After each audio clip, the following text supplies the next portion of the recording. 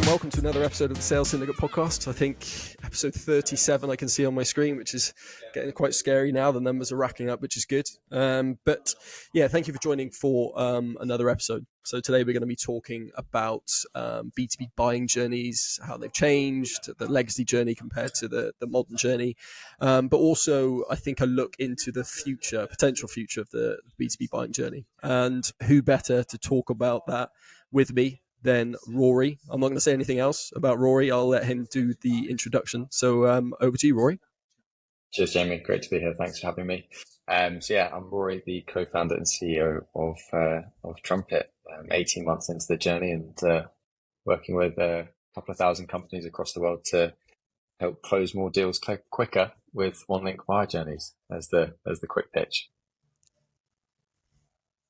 All right. Well, feel free to give us a slightly longer pitch if you want. I mean, we are obviously going to talk about Trumpet throughout the episode, but just to give a more rounded overview of the company in layman's terms, what are we talking about?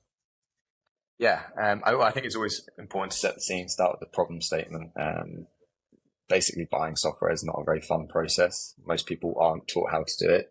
And it's just incredibly complex. Being a buyer means navigating multiple stakeholders, looking at different, competitors, essentially, looking at lots of content out there. And it becomes a bit of a headache. And this is one of the reasons that sales cycles are getting longer, win rates are reducing. And there's a lot of indecision because it's just an overwhelming process. So we built Trumpet to centralize the entire journey from outreach to onboarding, and really to increase collaboration and make it feel less of a transaction and more of a journey together with salespeople and buyers to get to a shared outcome. So yeah, it's working. And that's the most exciting bit. Yeah, and I think to your point there about it working, we're testing it out at the minute. My head of sales sits next to me, so I've been building pods with him, and I think we're seeing 75, 80% open rate in terms of those pods. And I think even though you could have sent red receipts or set up red receipts, it's not the same, is it? Like, someone's read an email, they might have just clicked open, but you can actually see inside the pod and how people are engaging with things. And look, we're loving it. We want to buy it. So hopefully we could be your 2001st customer. But yeah, that's definitely going to come in the next few weeks. So definitely go and check Trumpet out. It is a brilliant piece of kit, and we love it, as I say. So yeah, definitely go and check it out. But I guess before we jump into the B2B sort of buying journey sort of segment, do you want to just give us a bit of a background for yourself? Because Trumpet wasn't your first venture, let's say, was it? Yeah, not quite. I think since a very young age, I've always had that entrepreneurial spirit, whether it was selling sweets at school. I started my own mini DJing company for friends, ran an events company, a mix of different things. Even studied entrepreneurship at university, if you can believe that there's a subject on it. And this was always the plan. Always had an ambition to build something. I left uni though, knowing I wasn't ready. So I intentionally went out into the tech scene to see how the heck you build a tech company, from the ground up, work as close as possible with the founders, see the mistakes they make, learn from them, and just basically build a network, because that's something I didn't have when I left university. I think it's, the saying of like, it's who you know is incredibly important, especially in the world of tech. So yeah, it was always the dream. I deliberately went out into tech companies, and fortunately, like most people in sales, fell into sales, and that became my kind of bread and butter, like the space I loved and lived and breathed. Sold into SMB, mid-market, enterprise, built teams, led teams, tried every tool under the sun. So there was a lot of inspiration as well behind building Trumpet. Yeah, and I think the fact that you were a sales rep sort of positions you perfectly for Trumpet, right? You know the pains and the trials and tribulations that sort of reps have to go through on a daily basis. So I think you can definitely see that in the tool, which is great. Okay then, so if we move now into the sort of like the main topic of conversation. So I guess the probably the best place to start is current state of the market. You alluded to a couple of them at the start when you spoke about the buying journey being longer than ever, more complex than ever. So from your point of view, can you just give us a insight into some of those stats and facts that you're seeing at the minute? I've got a couple in my head, but we'll let you sort of cover that bit off. Yeah, I think the main shift we're seeing is that since COVID, there's been a huge shift towards, digitization. So people are much happier to work asynchronously, collaborate online. Not everything requires a call, another demo, another let's hop on, a quick chat. Slack Connect is a perfect example of that, being able to asynchronously collaborate with your buyers, during pilots or even when they become a customer. It's incredible. And if we think of the next generation of buyers, they are glued to their phone. They are, doom scrolling all day long, and they love that seamless experience in the world of B2C. It's a certain website that you go to, one-click checkout, and it arrives the next day. And I think people have high expectations in B2B now based off of B2C. And this shift that we're seeing, this future generation of buyers, means that the world of sales, it needs to change to adhere to that, and to be able to embrace it. I think it's also reflected in lots of brilliant stats. There's tons out there, but I think some of the most powerful ones includes the fact that only 5% of a vendor's time is spent with you as a rep. It used to be about 15%. So it's dropped to 5%. It's nothing. Like, buyer time is so finite. So the time that you do spend with them, you have to make it count. But you also have to remember, they know what you do. They would not be speaking to you if they hadn't already checked your website out, been given a referral, asked their peers, have they heard of the solution, and done their research. And they're able to do that because there is an overwhelming amount of content and information online. It's very quick to get competitor comparisons and, reviews and blogs, and even pricing. If you don't have it online, it's probably worth finding it out. So I think being aware of that is part of the shift that, B2B sales teams need to start thinking about. And rather than enabling salespeople to sell more quicker, like the world of sales enablement, I think there's enough practices and tools there for every salesperson to be able to sell effectively. And that's not even touching AI. But I think with this shift happening, it's much more about buyer enablement, making it easy for your buyers to buy, understanding the journey that they're on, where they're at in their evaluation, and just better serving them essentially. Well, I think this company called Dream Data, and I think I shared this fact on a previous episode, but I think they shared a figure that the average B2B buyer journey that they could see from the data inside of their platform was just over 300 days. So to your point about buyers coming to the table with more information than ever, essentially, buyers have all the power nowadays, and buyers want to spend as little amount of time as possible speaking to sales reps in that journey. Unfortunately, it just is what it is, isn't it? People want to be able to self-check out. You think about ASOS and Amazon and how quickly it is, or how easy it is to buy. I think that's where people feel most comfortable. So anything that you can do in order to empower them to do that is going to serve you well, isn't it? Yeah, I think to a certain degree, I think there is an assumption and there's stats saying that, buyers want to spend less time with salespeople, but I think it's because there is that negative connotation. And I think it's because of the bad experience that they've previously had being sold software, when actually a good salesperson in the modern day understands that they don't want a feature dump demo. They don't want the background history of the company and why it started. And they don't want to hear about, every integration listed out. They want to have a conversation is there a fit here? It's a pretty complex evaluation journey that you're about to go on. How can I make it easy for you? I do this day in, day out. I know this space inside out. This is what I think is a best next step for you. This is what I would recommend. That's it's that trusted advisor. And I think companies are leaning more into that than ever, rather than, all about the numbers, heavy outreach, treating a demo like a demo. I think there needs to be, and there is a shift happening. Because it is overwhelming for a buyer. Traditionally, they could look at a couple of vendors. Now they can look at 10 quicker than they would be able to look at 2. But all of this leads to indecision. I had a crazy stat this morning. 26% of buyers who say that they're going to buy end up as a closed loss opportunity. So that means 1 in 4 deals who say, yeah, we want to move forward, fall through.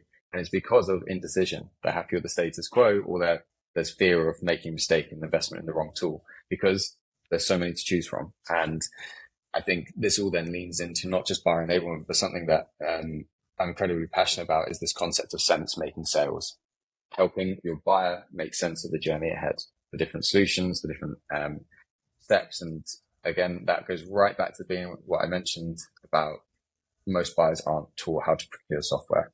So it's our job to take on as much as possible, do all the heavy lifting, because otherwise it's just, they've got their day job. Imagine someone saying to you now, we need a whole new sales go-to-market stack. You've got to do that as well as hit your quota and manage your team and things like that. It's a headache. Yeah, no, in terms of what you were saying there about sort of where your passion lies then. So if you were going to, from your perspective, describe the ideal modern day B2B buyer journey, and that's including Trumpet, do you want to just describe that to us in terms of from your side of things, how you think or what you think that should look like? Where are we starting off at? Outreach, or are we talking when they've booked in a call? Yeah, okay, let's do it from the point at which you've got that demo booked in the diary. Cool.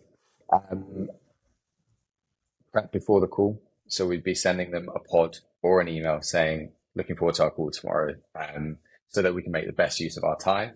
It'd be great if you could share information on X, Y, and Z. Every single rep needs to do their research before, who they're speaking to, typical problems they can anticipate a company in that space would be facing and why they might be looking at a solution like this, so you're prepared. Doing a bit of multi-threading research, so you can go in saying does your manager, Tom, need to be brought in later down the line? Is it helpful if I speak to Claire and legal when we get to that stage? So then it just creates that familiarity and confidence and trust that you've done your research. So you've got that, but also getting information that you can't find before the call means that on that call, which I recommend is a 20-minute call, I don't think that first demo needs to be an hour. I think no one has time for an hour-long call. And 20 minutes, everyone's probably raising their eyebrow like, how the heck do you do that? That first call, you're meant to show the highlights, not a full product tour or anything like that. So it's very much getting to know each other, understand if there's a fit, and then say, okay, based off that, it sounds like these are your 2 priorities. And I think the platform can address these perfectly in this way. And customers like so-and-so are using it to achieve X. So creating credibility, validity as well. But you're just basically getting them excited, showing them a teaser, because most people in every company right now uses 5 to 20 different tools. So as you start demoing, as someone says good UX and UI, they probably get what it does without you having to explain everything.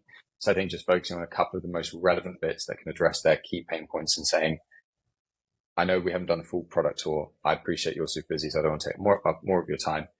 Does this address what you were looking for? And should we book in another time with a couple of other people from your team, again, mentioning their names? I think taking that approach is what we do. People actually respect it. They love a quick just insight. I just want to see it, in action. I don't need a full tour. If I think it looks good, then I'll bring the rest of the team. They're essentially vetting, that before they go and take time out of everyone's calendar, which is expensive and difficult to organize. They want to do a bit of vetting. And then, following that process, something like a pod, a microsite, means that you can equip your buyer, your champion, hopefully that first person you speak to is a champion, with everything they need in one space so that they can effectively sell your solution internally when you're not in the room. Benefit for you, you understand who's opening that pod, who the other stakeholders are. But it's proving to help get to yes or no quicker and become a one-link journey for them from that first call to signing and even beyond.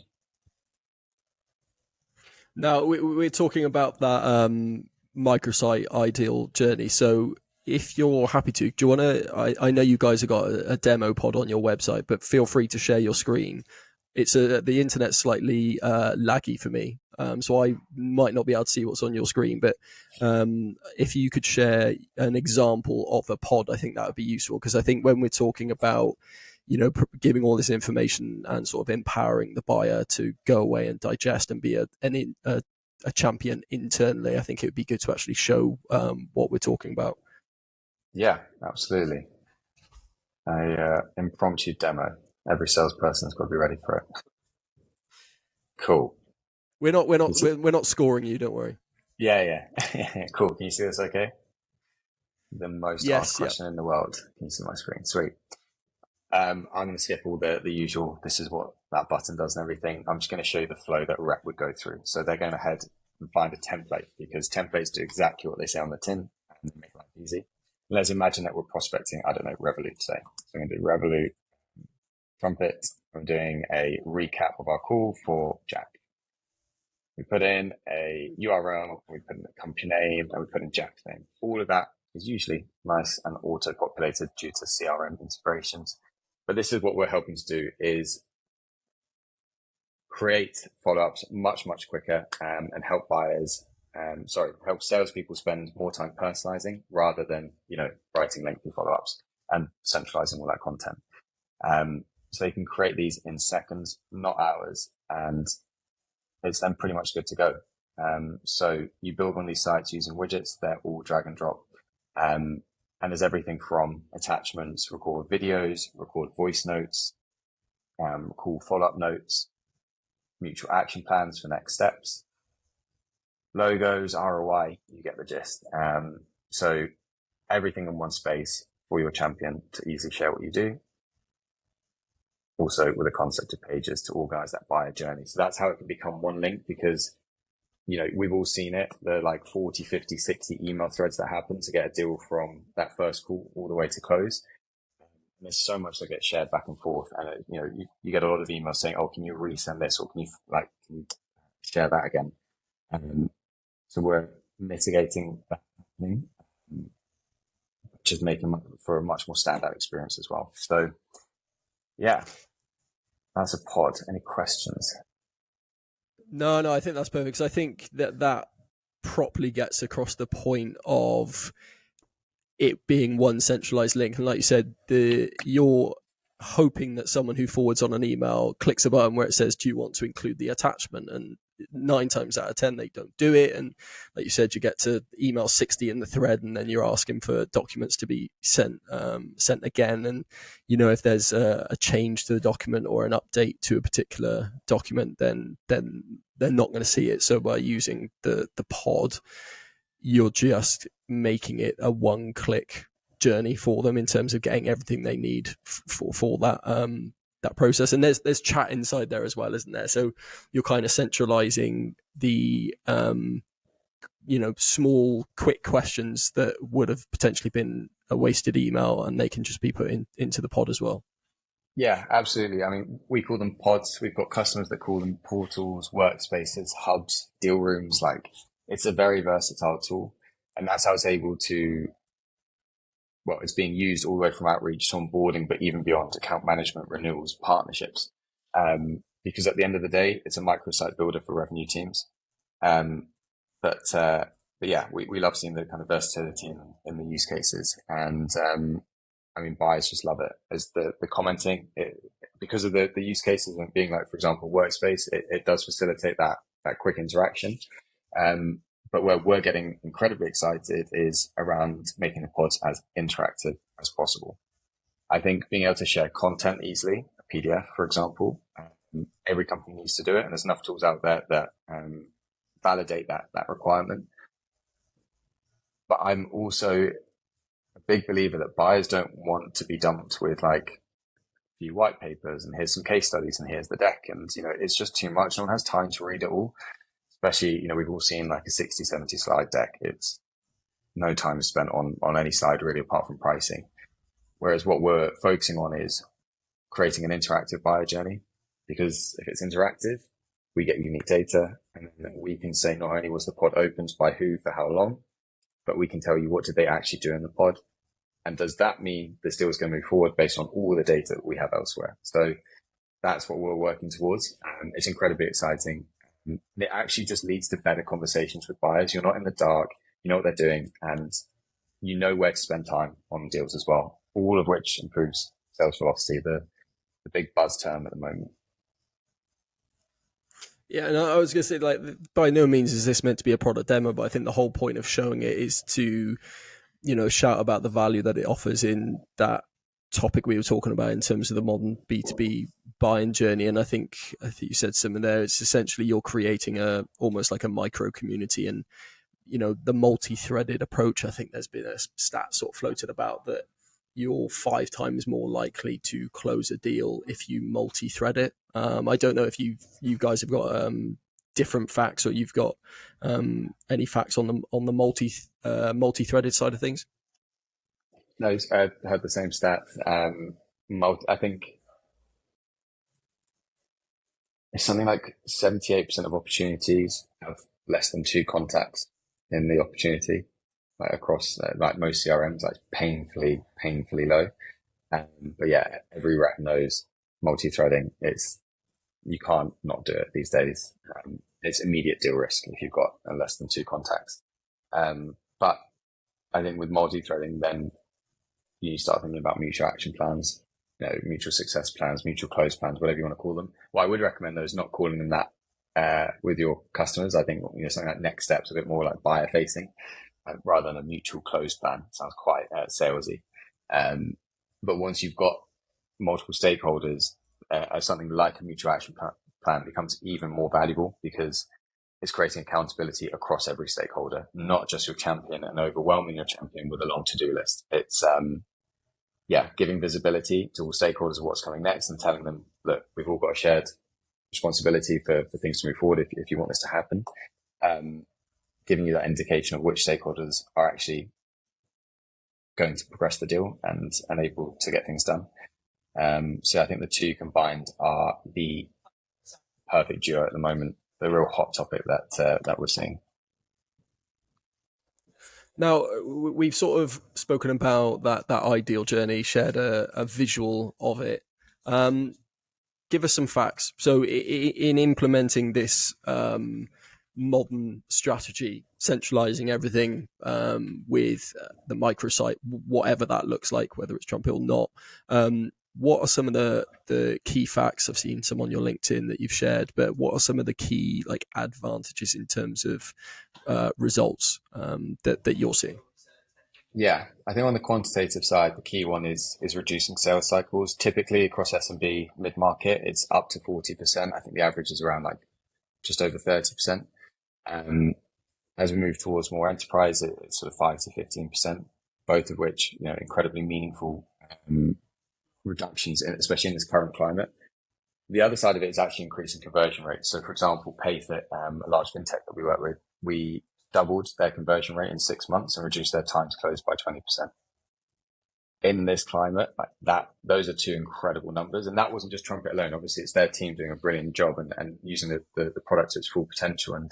And Alexis, who's their head of sales there, has done an awesome team with that job. So we don't take full credit. But it was definitely an integral factor to achieving those numbers. At the same time, we've helped to reduce onboarding by up to 60, 70% in some instances, because onboarding is almost like a sales journey. You're getting to know someone, you're introducing different documentation and processing and helping get them started. So we love seeing that as well, from sales to CS. But then there's the qualitative side that you can't really put a number on. I did 6 years in B2B SaaS sales, sold a lot of software, but I never actually had a buyer reach out and say hey, Rory, thanks for that. I really enjoyed that journey and all the effort you put in that process. Maybe it was because I wasn't a very good salesperson, who knows? But what we keep hearing is our users saying that their buyers are reaching out to them and saying, thanks so much for putting that together, the microsite. It made our life incredibly easy. It showed that you really wanted to earn our business. You went above and beyond the competition. And, as the person responsible for navigating this and, procuring the software, it removed a lot of the headache, because, I'm used to having to go through all of these messy processes. And hearing people say that, for me, is as rewarding as doubling conversion rates, for example, because that's what we're really focused on, is increasing that collaboration and delighting buyers. We don't really want people to feel like they're going through a sales process anymore. It should be a collaborative journey, shared outcome, working together. So hearing things like that pretty awesome. Interesting you were talking about the sort of customer success side of things in that initial onboarding. Because I hadn't actually thought about it from that point of view. But if we're talking about the B2B buying journey, obviously that includes everything that precedes a demo, but also everything that follows a closed one as well. So in that instance, are you basically using the same pod, but that pod changes from the material inside of that pod just changes. So it's the same link throughout. Is that what we're talking about? Yeah, companies that use Trumpet to its full potential, and any microsite tool in that way. But in this case, Trumpet, it is a live space. It evolves as a conversation evolves. That concept of the pages, you've got your summary page, your demo, your implementation, pricing. You're able to just hide certain steps in the journey, which they haven't reached yet, and then reveal them in one click when they get there. Again, making for a much more seamless and quicker buyer journey. But yeah, from outreach to onboarding, it can be and is one link for lots of companies out there. That's that is very, very interesting. I mean, Nick's sitting next to me now, head of sales, and I think I will definitely be mentioning it to him to think about it from that point of view, because we've got quite a few pods active now that are teetering on the edge of close. So I think that would be a perfect opportunity to test those out with the onboarding side of things as well. So yeah, that's very, very interesting. Okay then, so we've done a recap of the current state of the market. Trumpet's view or your view on the B2B buying journey and what that looks like nowadays. But in terms of like where you see that going for the remainder of 2023 and beyond, do you think there's a point at which, everything becoming digital, there's a limit to it? Or do you, with the likes of spatial computing that Apple have just released, do you just see it just evolving indefinitely? And it just being more and more digital, just in slightly different ways? Like, what is your vision on that?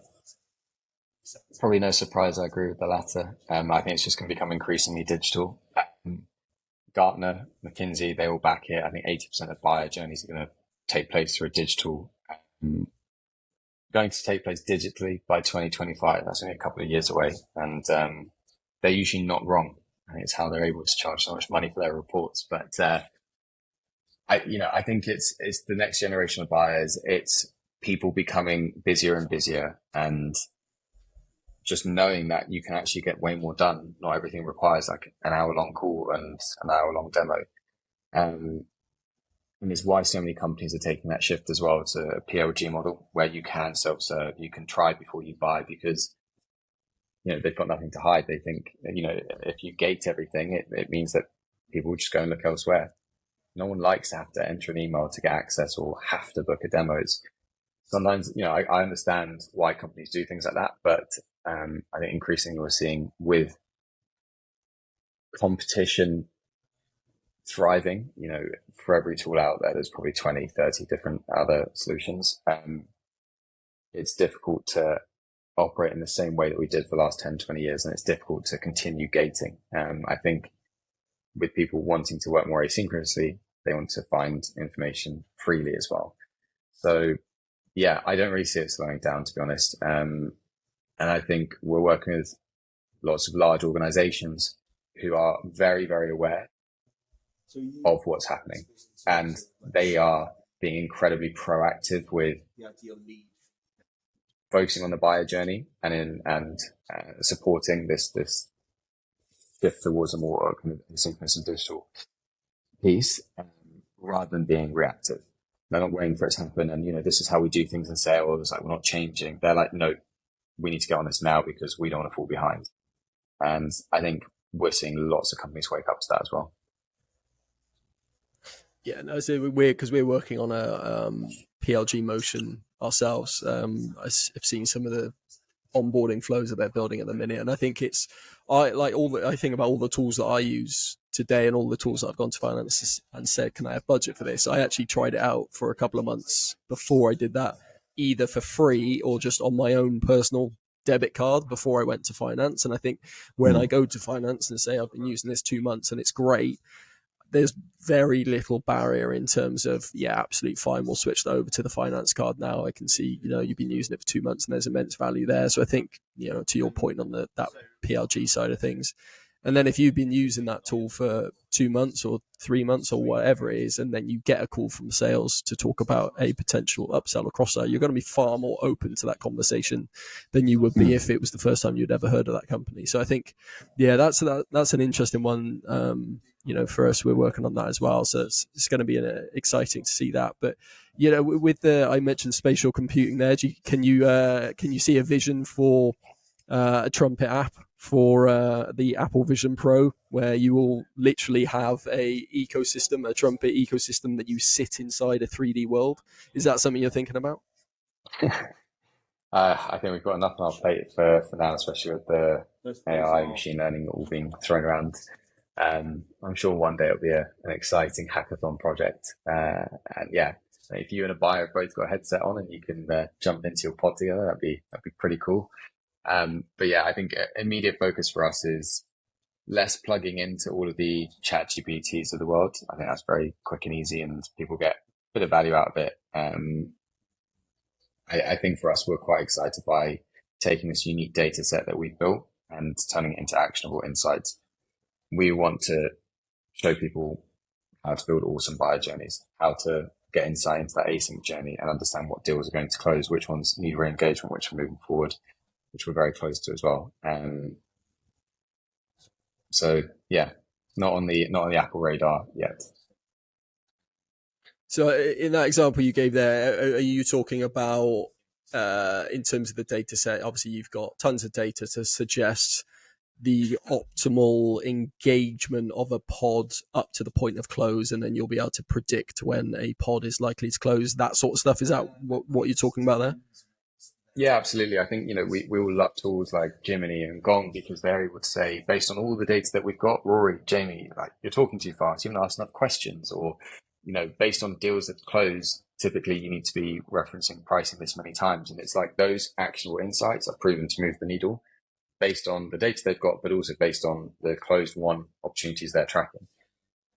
We're able to do the same, but for the asynchronous journey. So when someone is in a pod and they're actually interacting with it beyond opens and views and time spent, we're getting unique data based on what we call like buyer behavior, because they're able to comment, click, download, drag, and basically do things.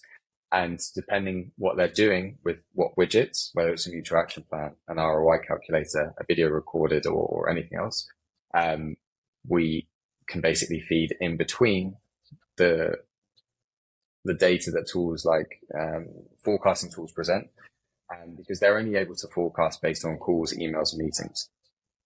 What about in between those? And that's what we're surfacing. Yeah, that's going to be very, very interesting, because I haven't seen, like you said, anyone else focusing on that sort of no man's land in between the things that they can currently see, like you said, the Gong or the Jiminy, or the Chorus, whatever you want to sort of focus on there. Okay, then, so we've spoken quite a lot about Trumpet, but let's just hypothetically say Trumpet isn't an option for one of our listeners. In terms of how someone could make their journey, their buyer's journey, more asynchronous, are there any sort of like actionable tips or strategies or tactics that you could share in terms of how they could make it easier without a tool? Yeah, I think the first is using templates in emails, not so you give every buyer like a templatized experience, but it's to save time. Quite often buyers will come to you with a couple, of 10 problems, and then you've then got 10 different value props, and maybe 2 or 3 of them are relevant. So I think doing a very nice follow-up of like, here's your current priorities, here's how we can help, here's what we discussed as next steps, and nice succinct email with that is like essential. You can't not do that these days. It's painful if I see a rep not do that. Then including micro demos. So either a Google Drive link or just hyperlinked, here's the, core benefit for you based on this problem that you're facing. And here's, the other 2 that I think are worth sharing with the team as well.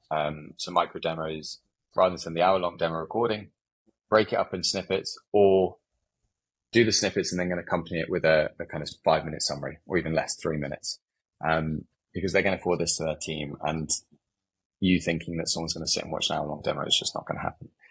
So succinct summary, micro demos, next steps, books on the call, of course. Even if you haven't got time, just telling them you're putting in 50 minutes in the calendar next week to sync up. I think those are the main ones. And then also you can do a mutual action plan without having to use the tool.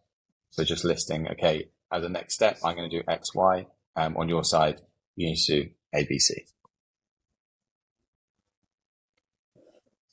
So it's essentially what we're doing is personalizing as much as we can, summarizing as best as we can, and in terms of live on the demo, it's making sure that you get the key things booked in the diary whilst you're talking to them, rather than putting it in a thread and then going back and forth trying to book times, which, as we all know, is difficult at the best of times. Yeah, absolutely. I find even saying on the call, like, oh, do you want to put up your calendar? When's good for you? I think actually just saying, I'm going to put in 50 minutes next Friday at this time. Is that good for you? They're like, yeah, sure. That works. Most people week in advance are good. And otherwise, it always creates like an awkward air of like, oh, can you bring up the calendar? And it takes a minute and things like that. So, I think you've got to be, it's like guiding your buyer. It's taking all the heavy lifting off their plate. You're saying like, this is what's happening next. Let me help lead you forward and guide you. In terms of like where you've seen the most value inside of a pod, just like one last question would be like, what format or medium has been most valuable? Are we talking videos? I spoke to Sophie Ellis at Lunio a few weeks back, who was a massive supporter of voice notes. But, inside of the pod sort of thing, what do you think has been the most successful medium in terms of, I guess, engagement and, feedback? Yeah, it's depending on the use case. I think, what we're seeing, the two of the most popular widgets are voice notes and mutual action plans. The two go together brilliantly. But actually, I think this month we're going to see a big shift in that. We just released last week our own video widget, where you can record a quick video, quick screen share, without having to use another tool. So directly in the pod itself. And then we're also about to announce as of tomorrow and release Trumpet Sign, our own e-signature, our own proposal and quote builder, our own forms, because quite often before a call, after a call, you need information like, hey, can you confirm the number of seats, or what's your company address, and things like that. We really want to make it for salespeople as easy as possible to create a one-link buyer journey, and then surface unique data based on their interaction with widgets like that. In this world as well, SaaS consolidation is a hot topic. So we're seeing lots of companies, currently review their tech stack, and I think having one tool that facilitates that, the full buyer journey and full sales process from an outward perspective, not internal opportunity management like a CRM, kind of a no-brainer. So I think heat maps and voice notes will have a run for their money come the end of June. Yeah, I saw on your point about consolidation, I saw someone post on LinkedIn, I think it was just one of those like viral posts, but they said that they got rid of 75% of their tech stack in the last 30 days or something, just through, consolidating and essentially realizing we weren't getting ROI out of the other, or out of that 75%. They were at the 25%, which they're doubling down on. So yeah, I think consolidation, the sign thing feature you've just spoken about, that sounds very, very interesting. Nick, who sits next to me, was having frustrations with the tool we're using for that at the minute, because it basically, someone couldn't fit their name in the box, and if it didn't fit in the box that was a preset box that we couldn't change the size of, then it wouldn't let you complete the document. And I was just like, that's bizarre.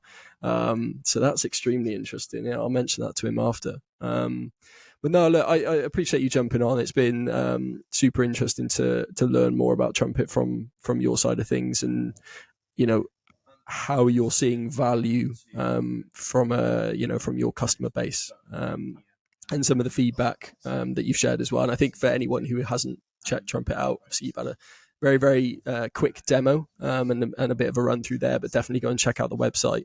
Are you guys on YouTube as well, I take it?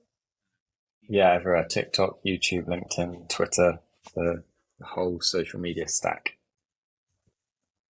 Amazing. Yeah, go and check them out. Have a look at the demos, and then try before you buy, as you said. Give it a go. It is brilliant, and I think we're starting to see some of the early signs of the success that you've actually shared in this episode as well. So, it's time to adapt to the modern buying journey, and hopefully this has given people a bit of inspiration to potentially have a look at consolidating or adding a tool in that's just going to supercharge their outbound sort of activities or customer success, as we've learned in this episode as well. So no, I do appreciate you jumping on. Thanks for having me, Jamie. Yeah, really enjoyed the conversation. Appreciate you giving me time to share what we're building at Trumpet. Brilliant. It's been brilliant. If you've enjoyed the episode, please make sure you follow, subscribe, go and check out on YouTube. If you're on the podcast, go and check out on YouTube, because it is interesting to put faces to names. Plus, you'll see the quick demo that Rory shared as well. So we will catch you in the next episode.